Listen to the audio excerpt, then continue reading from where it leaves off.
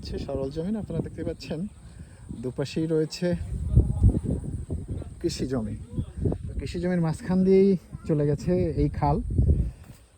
তো এই খাল কাটার জন্যই আমরা এখানে মূলত এসেছি। খাল কাটার ক্ষেত্রে কিছু প্রতিবন্ধকতা থাকে, প্রতিবন্ধকতাগুলি ওভারকাম করেই কিন্তু আমরা কাজ করে যাচ্ছি।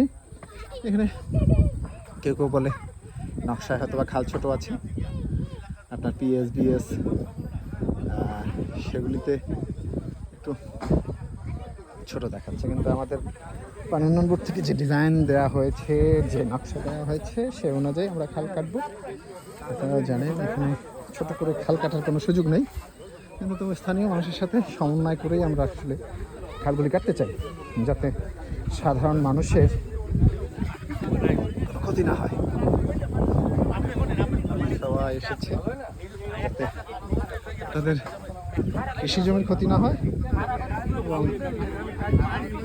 আমরা যেন ঠিকঠাক মতো খালটি কেটে যেতে পারি।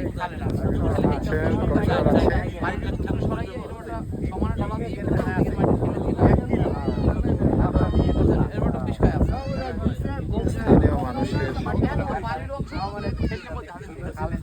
সমন্বয় করে আসলে খাল কাটার চেষ্টা করা হচ্ছে, তাদের মূল্যবান জমিটা না হয়।